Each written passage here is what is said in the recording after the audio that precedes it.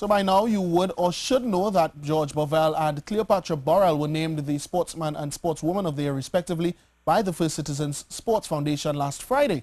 For Bovell, it was his second such award 10 years apart, and for Borel, she was taking home her fourth trophy. In varying ways, it's testament to the resilience of either athlete. Cleopatra Borel is away in Cuba and could not be present to accept her fourth Sportswoman of the Year award. But Marcel Borel sure was a proud mother. You see, just about 2 years ago, Cleo contemplated retiring from her sport. At the 2012 London Olympic Games, she missed out on qualifying for the final by 1 spot. The gold medal winner of the event was later found guilty of doping. That place could have very well gone to someone else. Cleo was shattered. I was there, and when I saw it, I saw her break down. It teared my heart because she really worked hard up to that point. And then she got her hand damaged, and she was really struggling. And she went out there and did her best. We need to keep sports clean because she is doing it clean. That incident was one in a string of personal issues that her daughter had to rebound from on her way to one of her best seasons yet in 2014. Plus her dad was ill, and she was really down at that point in time because she had damaged her finger.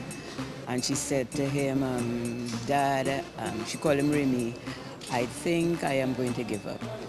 And he tell her, give it one more Olympic. He said, I may not be here, but give it one more Olympic.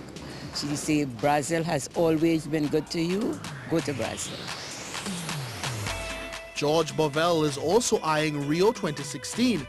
The award as Sportsman of the Year excites him, but not as much as what hangs on the horizon.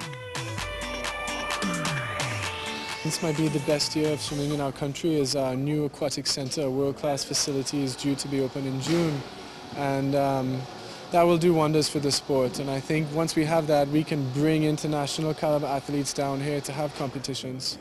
And in terms of my own swimming journey this year, I really tore it all down and took it back to basics. And I'm addressing some weaknesses that have been some sort of like loopholes in my weaknesses in my game that and you know, the higher you can go depends on how sturdy is your foundation. So this year it's all about the foundation, and whether I have a solid summer or an excellent summer, it really is, it's in the big picture of things, it doesn't matter. What matters is how good can you be in the summer next year, 2016.